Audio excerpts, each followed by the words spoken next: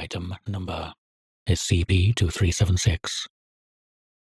Index Crow's Revenge. Object Class Euclid. Special Containment Procedures. SCP-2376-1 instances are to be fed using an automated feeding system. They are to be examined once every 8 hours by medical staff, and the discomfort resulting from their infections is to be alleviated as much as possible. SCP-2376-1 instances are not to be made aware of the anomalous properties of SCP-2376. In order to allow communication between SCP-2376-1 instances and personnel, a text-based communicator suitable for use by persons with severely limited mobility should be provided to each instance of SCP-2376-1. When treating SCP-2376-1 instances, medical staff should close their eyes every 5 minutes and then reopen them, in order to view any messages that may have been written. Under no circumstances are patients to be removed from their room or disposed of. Personnel treating SCP-2376-1 are to follow all instructions given to them without fail, and should be frequently reminded that they are treating a human being. All SCP-2376-1 instances, as well as samples of 2376, are located at Site-234. MTF Beta-7 Maz Hatters are to check for instances of SCP-2376-1 in hospitals located in infected areas. Description: SCP-2376 is a substrain of tetanus Clostridium tetani carried by the common crow, Corvus brachyrhynchus. SCP-2376 is transmissible to humans. Infected humans are designated instances of SCP-2376-1. The first stage of infection, lasting anywhere from 1 to 4 weeks, is characterized by the normal symptoms of tetanus, as well as a severe skin rash, vertigo, and a painful cough. Instances of SCP-2376-1 in their first stage will often report a constant faint odor of straw and corn, as well as describing all objects to have a rough, burlap-like texture regardless of their composition. Note: symptoms include high fever, painful muscle spasms, and rapid loss of mobility. The second stage of the infection is when SCP-2376's anomalous properties manifest. All instances of SCP-2376-1 are perceived as a normal, inanimate scarecrow by any human observers. The observers do not appear to be aware that the infected individual is missing, or that the scarecrow has replaced it.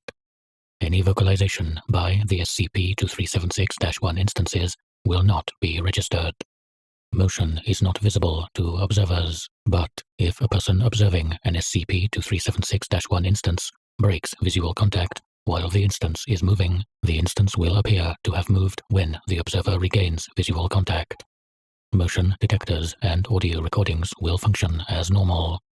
Photographs and other visual recordings of infected subjects, however, are still not perceived normally. Death of the SCP-2376-1 instance results in the cessation of SCP-2376's effect on perception. The loss of mobility, fever, and other symptoms can be remedied with usual tetanus treatments. The effect on perception, as of the time of writing, appears to remain even after other symptoms cease.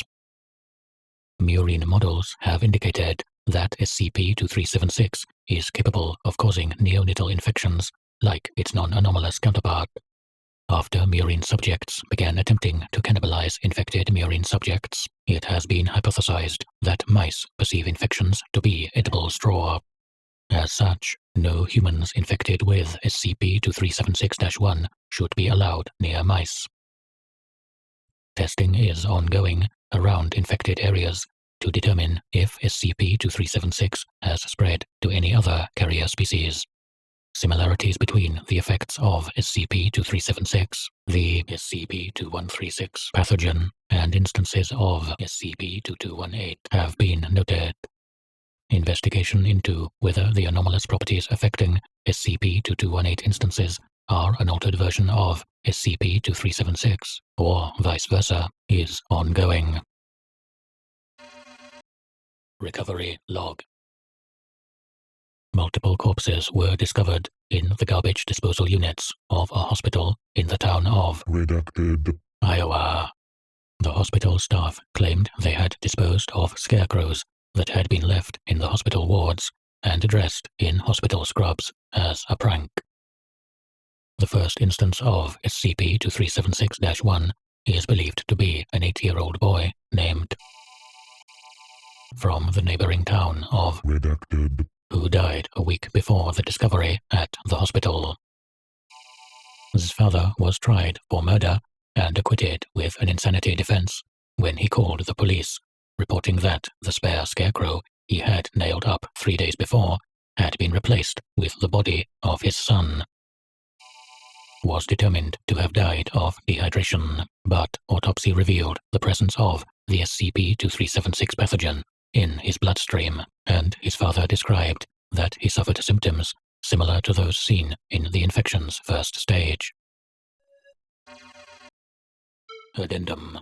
A variant of SCP-2376 has been discovered in Redacted. Illinois, which is transmitted by pigeons.